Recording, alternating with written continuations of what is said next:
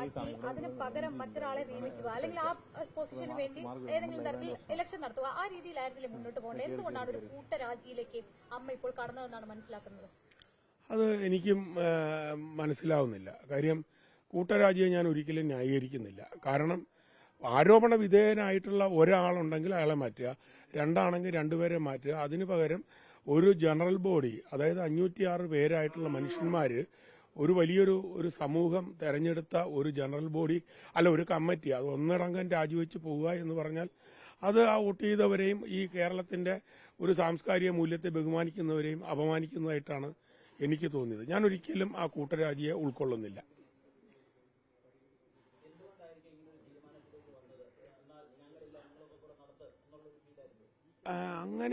അങ്ങനെയാണോ എന്താണോ എനിക്കറിയില്ല.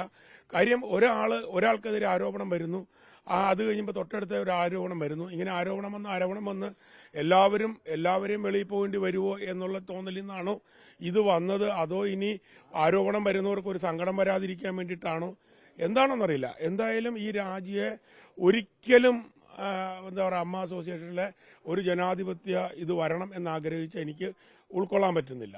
പിന്നെ രണ്ടാമത്തെ ഒരു കാര്യം, ഇതിനൊക്കെ മറുപടി പറയേണ്ട ഒരാള് ശ്രീമാൻ ജഗദീഷ് അവറുകളാണ്.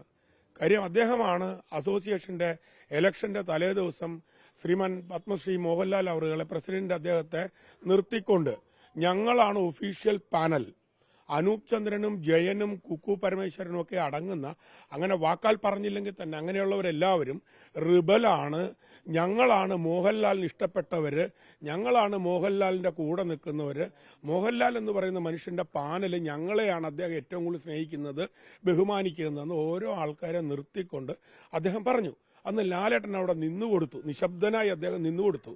അതിന്റെയൊക്കെ പരിണിത ഫലമാണ് ഈ കാണുന്നത്. നമ്മൾ അന്നും പറയുന്ന ഇതാണ്, അമ്മ അസോസിയേഷൻ എന്ന് പറയുന്ന ഒരു സാംസ്കാരിക സംഘടനയാണ്. ആ സാംസ്കാരിക സംഘടനയ്ക്ക് അതിന്റെ മൂല്യത്തോടെ പോകാനായിട്ട് മിനിമം വേണ്ടത് സാമൂഹ്യ പ്രതിബദ്ധതയോടെ പ്രവർത്തിക്കുന്ന നല്ല മനുഷ്യന്മാർ അതിന്റെ തലപ്പത്തേക്ക് വരണം, ആരോപിതരായ മനുഷ്യർ മാറി നിൽക്കണം എന്ന് തന്നെയാണ് അന്ന് ഈ തെരഞ്ഞെടുപ്പിനെ ശക്തിപ്പെടുത്തിക്കൊണ്ട് ഞാനും അതുപോലെ തന്നെ ചേർത്തല ജയനും കുക്കു പരമേശ്വരനൊക്കെ പറഞ്ഞത്.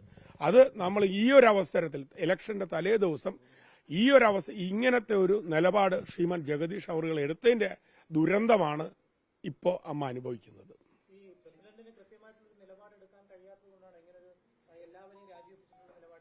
അത് എന്താണെന്ന് എനിക്ക് വ്യക്തമായി ഞാനതൊന്ന് പഠിക്കേണ്ടിയിരിക്കുന്നു. എല്ലാവരും ഒരുമിച്ച് ഇങ്ങനെ രാജിവെക്കുക എന്ന് പറഞ്ഞാൽ ഈ 506 പേര് ഈ അമ്മ അസോസിയേഷന്റെ മീറ്റിംഗും ഇലക്ഷനും ഒക്കെ വരുന്നത് കൃത്യമായി ഒരുപാട് കാര്യങ്ങൾ മാറ്റിവെച്ചിട്ടാണ് വന്ന് അവരെടുത്തൊരു തീരുമാനത്തിന് എന്താ പറയുക, അതിനൊരു വില കൊടുക്കാത്ത പോലെയാണ് എനിക്കിതിനെ തോന്നിയത്. എന്തോ ഞാനതിനെ ഉൾക്കൊള്ളാൻ ആഗ്രഹിക്കുന്നില്ല. നവീകരണത്തിന് പ്രാപ്തമായിട്ടുള്ള ഒരു എക്സിക്യൂട്ടീവ് ഇനി ഉണ്ടാവുമെന്നാണ് മോഹൻലാലിന്റെ ഒരു പങ്കുവച്ച ഫേസ്ബുക്ക് കുറിപ്പിൽ പറയുന്നത്. അങ്ങനെ ഒരു സാഹചര്യം ആരൊക്കെ മുന്നോട്ട് വരണമെന്ന് അങ്ങനെ എന്തെങ്കിലും ഉണ്ടോ? ഇതിനകത്ത് ഞാനൊരു കാര്യം വളരെ ഭംഗിയായിട്ട് പറയാം. ഇതിനകത്ത് അമ്മ അസോസിയേഷൻ എന്ന് പറയുന്ന ആ ഒരു സംഘടന നിരാലംബരായി കൂടെ നടക്കുന്നവർ കാലിടറി വീഴുമ്പോൾ അവരെ ചേർത്ത് നിർത്താനായിട്ട് ഉണ്ടാക്കിയ ഒരു സംഘടനയാണ് ഈ അമ്മ അസോസിയേഷൻ. അതിന്റെ ഭാഗമായിട്ടാണ് ഈ കൈനീട്ടവും മറ്റു പല ആനുകൂല്യങ്ങളും ഈ അമ്മയിലെ മെമ്പേഴ്സിന് മുഴുവൻ കൊടുക്കുന്നത്. അതിനു വേണ്ടിയിട്ടാണ് ഈ സംഘടന നിലനിൽക്കുന്നത്. അതിന് ഏറ്റവും കൂടുതൽ ആഗ്രഹിക്കുന്ന അമ്മ അസോസിയേഷനിലെ എനിക്ക് തോന്നുന്ന ഒരേ ഒരാള് ശ്രീ ലാലേട്ടനാണ്. അദ്ദേഹത്തിന്റെ ഒരു സ്നേഹവും അദ്ദേഹത്തിന്റെ ഒരു ആത്മാർത്ഥതയും അദ്ദേഹത്തിന്റെ ഉള്ളിൽ നിന്ന് പുറപ്പെടുന്ന ഒരു കരുണയുമാണ് ഈ സംഘടന ഇങ്ങനെ നിലനിർത്തുന്നത്. അപ്പൊ അതുകൊണ്ട് തന്നെ അദ്ദേഹത്തെ കൂടെ കൂട്ടിച്ചേർത്ത് അദ്ദേഹമാണ് ഇതിന്റെ ഒരു നാഥൻ. കാര്യം 5000 രൂപ മാസം പെൻഷൻ കിട്ടുമ്പോൾ ആ പെൻഷൻ പൈസ കൊണ്ട് മരുന്ന് വാങ്ങാം, അല്ലെങ്കിൽ പറ്റ് തന്നേക്കാം എന്ന് പറയുന്ന ആൾക്കാരും കൂടെ ഇരിക്കുന്ന സംഘടനയാണ് അമ്മ. കോടിക്കണക്കിന് രൂപ ശമ്പളം മേടിക്കുന്ന ആൾക്കാരുടെയും കൂടെ ചേർന്നുള്ള സംഘടനയാണ് അമ്മ.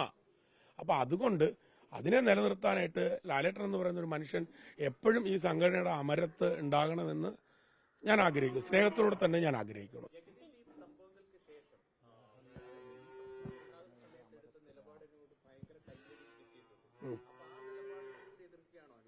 അല്ല, ജഗദീഷ് ഏട്ടൻ അങ്ങനെ പറയാൻ അർഹതയുള്ള ഒരാളല്ല.